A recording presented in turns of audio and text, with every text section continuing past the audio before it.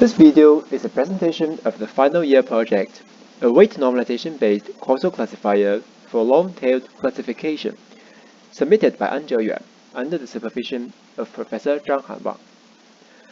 Many computer vision tasks require large datasets. However, the long-tailed problem is inevitable when we collect data for large datasets. Consider a dataset of photos of rooms in student halls. Common objects, such as bed or table, exist in almost every room. Thus, they will become the major classes.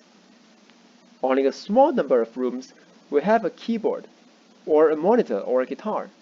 Thus, these objects are minor classes. In such a biased dataset, a few major classes have a much larger population than a large number of minor classes. Training on such a long-tailed dataset causes our model to be biased towards the major classes, also called the head classes.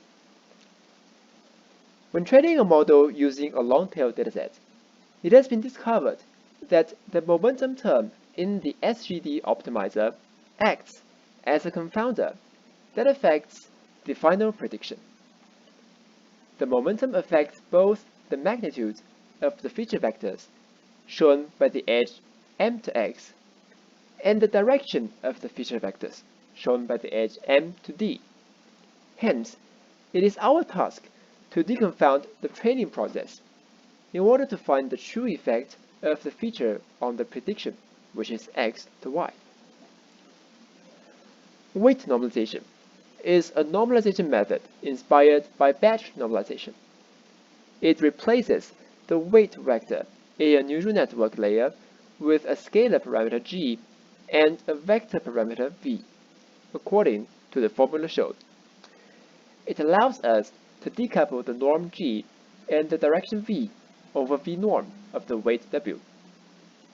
As we aim to tackle the effects of magnitude and direction of momentum, weight normalization can be used to allow the model to explicitly control the two effects, making the model easier to train. The training pipeline of this project is as follows.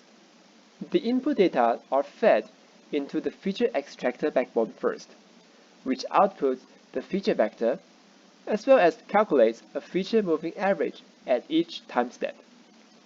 The proposed causal classifier takes in the feature vector and the feature moving average and calculates a logit for final prediction. The proposed causal classifier is implemented based on the form of a linear classifier, weight transposed times feature x, normed by causal norm, norm of weight plus omega times norm of x. After applying weight normalization to the classifier, it is transformed into the form below. It can be observed that the new classifier does not contain the weight w anymore, because w has been replaced by g and v. The proposed model was trained and tested on the long-tailed CIFAR 10 and CIFAR 100 datasets, with different imbalance ratios to simulate different extents of the long-tailed effect. Type 1 accuracy was used as the metric for the performance of the model. It is the accuracy where the model successfully predicts the true class as the most probable class. The model was compared to several previous methods, trained and tested under the same settings.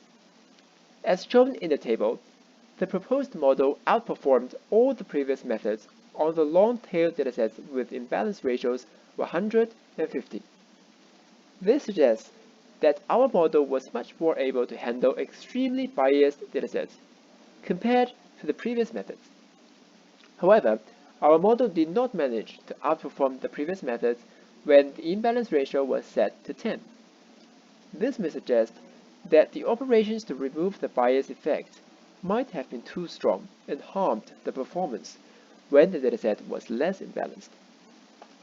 In conclusion, this project proposed a weight normalization-based causal classifier to handle long-tailed classification.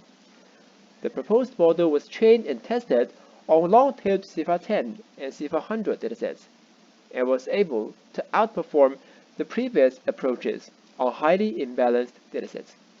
Thank you for watching.